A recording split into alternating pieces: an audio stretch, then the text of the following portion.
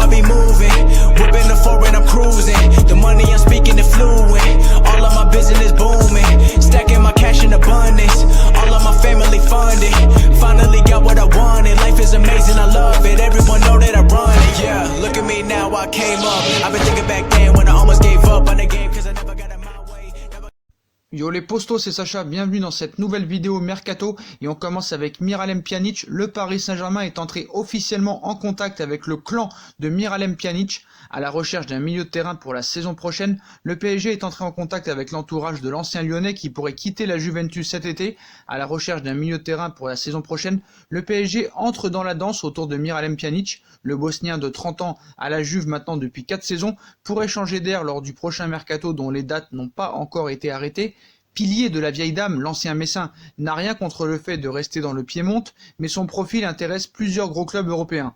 Deux lui font la cour, Barcelone et le Real Madrid, alors que le PSG est venu au renseignement la semaine dernière. Un contact entre les dirigeants parisiens et le clan Pjanic a été établi par visioconférence. Sa parfaite connaissance de la France, il a été formé à Metz avant de jouer 3 ans à l'Olympique Lyonnais. Son amour pour le PSG et son profil, activité, excellent technicien, solidité face à la pression des grands rendez-vous, font de lui un candidat naturel à rejoindre la capitale. C'est un secteur de jeu où seul Marco Verratti possède son rond de serviette. Marquinhos, défenseur central, dépanne dans l'entrejeu. Gana Gueye n'a pas levé tous les doutes sur sa capacité à intégrer l'équipe sur le long terme à Paris. Quant à Ander Herrera, il a plus souvent fréquenté l'infirmerie que le terrain. Reste l'énigme Leandro Paredes. Pour l'instant, le Barça tient la corde. Titulaire avec l'Argentine, il ne s'est jamais imposé au Paris Saint-Germain.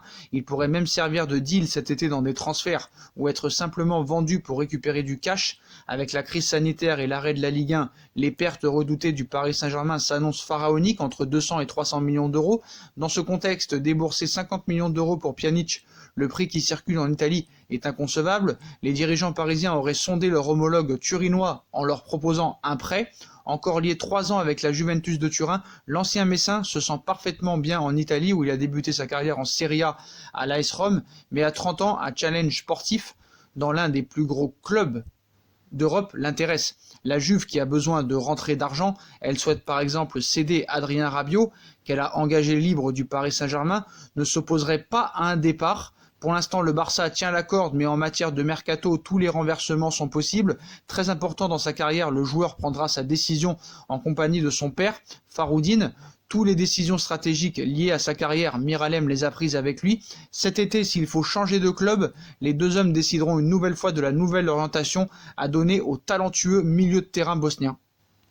Et on passe à l'information principale de cette matinée, le Paris Saint-Germain entre dans la course pour Erling Braut Haaland. Selon la presse espagnole, le Paris Saint-Germain espère griller le Real Madrid pour le prodige norvégien du Borussia Dortmund. Il sera l'un des grands noms des prochains mercatos et il est possible que le feuilleton Erling Braut Haaland s'approche des novellas Neymar ou Mbappé. L'attaquant norvégien est la sensation du moment en Europe et le Real Madrid aurait déjà clairement fait de lui son objectif pour l'été 2021. Les merengues espèrent ainsi réunir le buteur de 19 ans qui totalise 12 buts en 11 matchs avec le BVB cette saison et Eden Hazard et Kylian Mbappé. La presse espagnole dévoilait au passage que la clause libératoire de 75 millions d'euros qui a souvent été évoquée n'existe pas. En revanche, les dirigeants du club de la Roure et l'agent du joueur Mino Raiola auraient trouvé un accord pour faciliter le départ du joueur à partir de l'été 2022. Avant, tout club intéressé doit s'attendre à débourser au minimum 120 millions d'euros. Autant dire que le Real Madrid devra mettre la main à la poche, d'autant plus que selon les informations de Marca ce mardi soir, le club dirigé par Florentino Pérez ne sera pas tout seul sur ce dossier. Effectivement, le Paris Saint-Germain serait également sur les traces du géant norvégien que les Franciliens ont récemment croisé en Ligue des Champions. En février déjà, la presse espagnole évoquait un intérêt parisien pour le joueur, mais dévoilait que le Real Madrid tenait la corde. La donne pourrait cependant avoir un peu changé. Selon le média espagnol, l'avenir incertain d'Edinson Cavani en fin de contrat et avec un pied et 4 orteils loin du Paris Saint-Germain et de Mauro Icardi, même si on sait que Mauro Icardi, l'option d'achat va être levée très bientôt, qui pourrait aussi être vendue derrière, aurait poussé la direction parisienne à étudier de nouvelles pistes. Elle voit en Haaland un potentiel joueur référence pour les prochaines années, d'autant plus que l'avenir de Kylian Mbappé est lui aussi un peu flou sur le long terme, alors que son contrat expire en 2022 et qu'il n'a toujours pas prolongé. Aux yeux des décideurs parisiens, le buteur du Borussia Dortmund pourrait devenir la star, ou une des stars du moins, du club de la capitale française pour la prochaine décennie. Affaire à suivre donc, mais en tout cas, le Paris Saint-Germain aussi est officiellement intéressé pour Erling Braut Haaland et le Paris Saint-Germain entre dans la course pour Erling Braut Haaland. Voilà les postos, voilà pour les informations chaudes de ce mercredi matin. Voilà, je compte sur vous pour liker un maximum, à bombarder la barre de like, à commenter comme d'habitude. Donc on like, on partage, on commente, on s'abonne, on active la petite cloche pour être tenu au courant des vidéos mercato qui pourraient sortir dans la journée ou dans l'avenir. On nous rejoint sur nos différents réseaux sociaux, ainsi que sur Utip si vous voulez aider à faire évoluer la chaîne en regardant les pubs gratuitement ou en faisant un petit don. N'hésitez pas aussi à vous abonner à ma deuxième chaîne YouTube No Feeling.